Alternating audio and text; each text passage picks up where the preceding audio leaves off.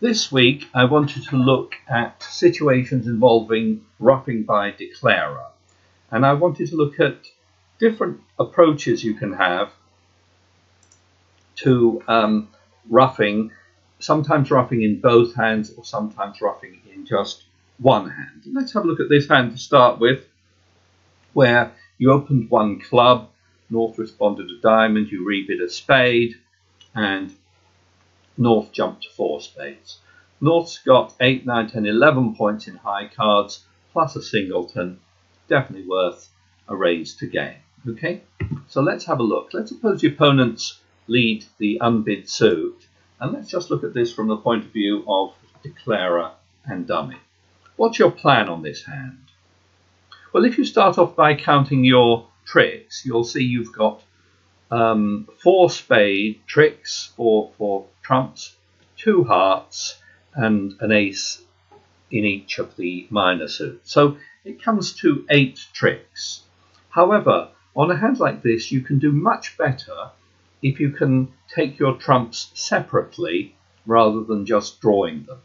You've got quite good trumps in both hands. You've got just a low 3 there and a 6-5 here. And you've got the perfect distribution in the minor suits to embark on a crossruff, trying to take every trump separately rather than drawing them. So this is perfect for a crossruff, and I find a lot of people take to this very readily. Let's see how it goes though. You're going to win the first trick, suppose you win that one with the ace, and you're going to embark on your crossruff right away. You're not going to touch trumps, you're going to play the ace of diamonds, and then you're going to play another diamond, which you're going to ruff.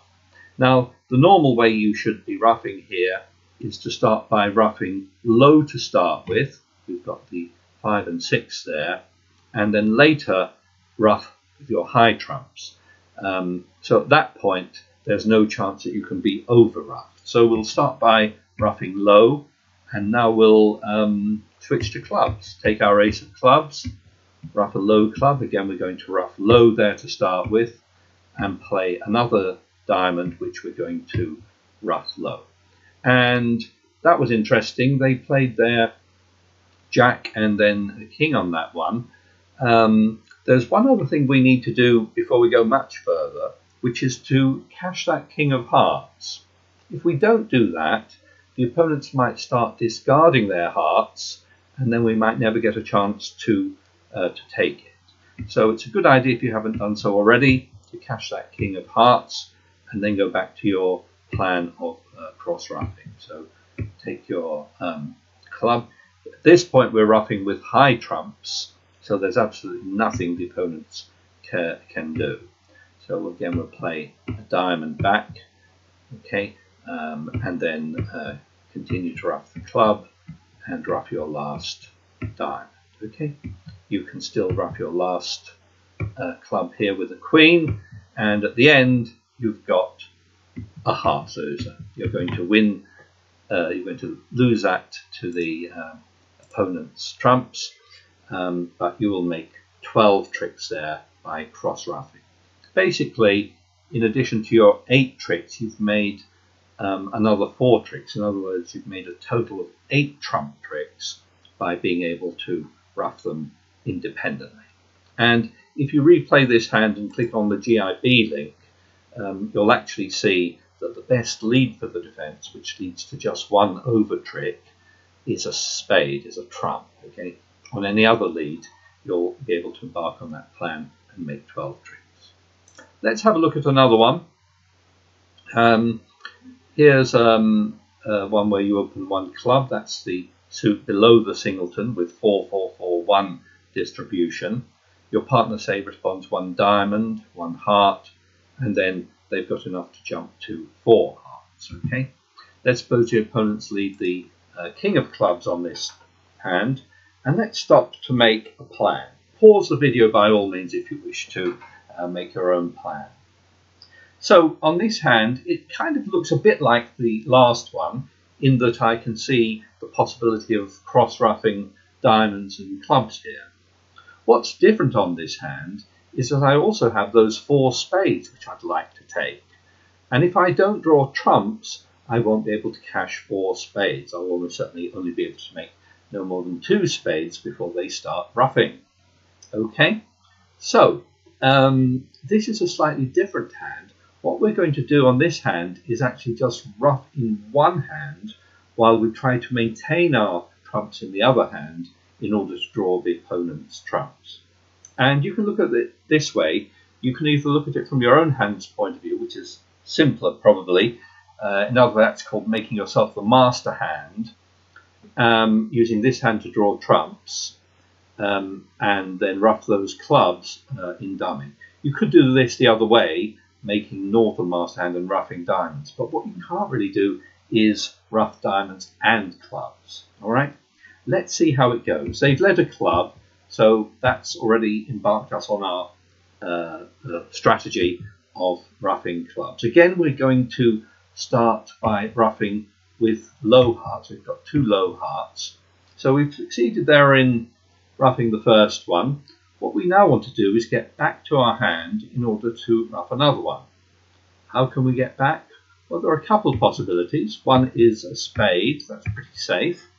Back to the ace, so we can play another club and ruff that. We still want to get back to our hand to try to ruff that last club. How can we do that? Well, it's getting trickier, but one possibility is to cash the ace of diamonds and ruff a diamond to get back to your hand. Now, I've just been saying that it's not necessarily a good idea to be ruffing in both hands, and we only ruffed a diamond there to get back to our hand, not really to try to make any extra tricks. Okay, so having got back to our hand, I can now ruff that last club, and now I want to just draw trumps. If you look at the hand, you can see you've got all winners now. What I now want to do is draw trumps. I can cash the ace, that's 1 round gone, but there's still at least 2 rounds to go. So how can I do that? Well, probably a spade is the only way. Hope that this doesn't get ruffed, and if you're lucky, you'll get there and you can take your last 2 trumps, okay, drawing the opponents, and now cashing your last 2 spades. So, believe it or not, let's bring up the 4 hands. That will lead to 13 tricks there if you're able to ruff those 3 clubs. Okay, let's try another one. Here you open 1 spade, your partner bids 2 diamonds, you rebid 2 hearts. That's how you show a hand with at least 5 spades and 4 hearts.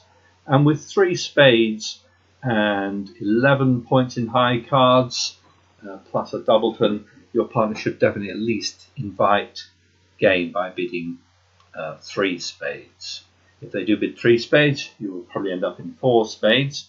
And again, let's suppose the opponents, suppose they leave the king of diamonds, and let's just try and make a plan at this point. This time we're going to look at the losers in our own hand, but taking into account all the strength in dummy. Okay, South is the master hand here. So how many losers have we got? We've got 1 spade loser, the ace of spades. Let's come back to hearts.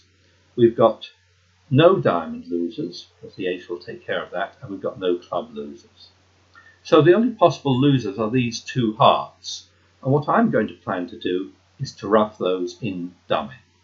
So let's take this one with the ace, cross to our hand with the ace or king of hearts, play another heart, and then play a 3rd round. Now this is a good time to think about what you're going to be ruffing with. I want to ruff twice, so I think I'll ruff the first time with a 7 and the second time with a 10. That can only be over ruffed with the ace, of course. So I'll ruff with a 7. So far, so good. Now what? Now I want to get back to my hand. I can do that with the queen of clubs. And now I lead another heart, planning to ruff with a 10. On this hand, actually, West discards. So West has got no more hearts. That means East has got the last heart. So I can ruff low or ruff high. It doesn't really matter on this hand because I know that East has to follow suit. Very good. we've now ruffed our heart. What remains to be done is to draw trump. So we'll lead the 10. Let's overtake so that we're in the right hand here. Okay, we win that one, play the queen, and when we do that we get slightly bad news that East is now out of trumps. What that means is that trumps divided 4-1 initially, not 3-2, so West has got 2 trump left. But that's not a problem. We can play the trump. West could take their ace. Let's bring up their hands at this point. West, having taken the ace, what do you think they might play back? Well, they might play a diamond. Fortunately, you can ruff with a 2, and you still have a high trump in order to get rid of that last trump from West. Now you cash your last 2 clubs, and you'll make a total of 12 tricks. You couldn't possibly do better than that, given that you had to lose the ace of trumps. So that's 12 tricks. Let's look at this hand again. And played in a slightly different way. Let's imagine, again, they've had the king of diamonds, you've taken your ace. And what I see a lot of declarers do in a situation like this, having taken the ace of diamonds and created a void here, is they have an irresistible urge to play another diamond so that they can ruff. Now, although you can ruff a diamond, it doesn't normally gain you any extra tricks to ruff in the long hand here. In fact, you'll see on a hand like this, it can lead to you losing control of the trump. However, a lot of people do this. They will play a diamond and ruff with it, ruff it with a 2. Now, let's suppose you carry on doing what you did last time, taking your ace and king of hearts, playing another heart to ruff, come back to your hand with the queen, and then play another heart. Now, let's suppose West doesn't ruff this one, because they could see you over ruff with your 10 if they do. So suppose instead they discard a club. You can ruff this one with the 4 as you did last time. And now you're going to try to draw trumps like you did. Okay, so we'll play a spade, overtake. But suppose West takes their ace and plays another diamond. Well, now, although you don't quite know it yet, you're in trouble, because to win this one, you're going to have to ruff with a spade, and now you have lost control of trumps. That is to say, West has got more trumps than you, and you're unable to draw trumps at this stage. So what you might do is you might start off drawing trumps, hoping you get an even break, hoping they divide evenly. But when East discards, you now know that West has got more trump than you. And although you're still going to make your contract, because you've made 9 tricks, and you've got the Jack of Spades to come, you won't make the 12 tricks you made before. Whatever you play now, suppose you try a club. Okay, West can ruff that one. And what do you think West will play? Yes, another diamond. Okay, and if you want to win that one, you'll have to ruff, but declarer will make a trick with their 8. So you will only make 10 tricks there rather than the 12, and it was all caused by that ruffing of a diamond. Many times people will play this way and they won't get a bad trump break, and they'll make 12 tricks, and they won't realize that they had made a mistake. Okay, it won't matter in some situations, but if you get a bad trump break like this, it can matter. And the message from this hand is not to ruff in the long hand just for the sake of it. Okay, only do cross ruffing in particular situations, but this is not one of them. Okay, and you want to preserve your trumps in the long hand and just ruff in the short hand. Okay, in my next video I'll be looking at other ruffing situations and decision you sometimes need to make about which hand you want to make the master hand in a suit contract.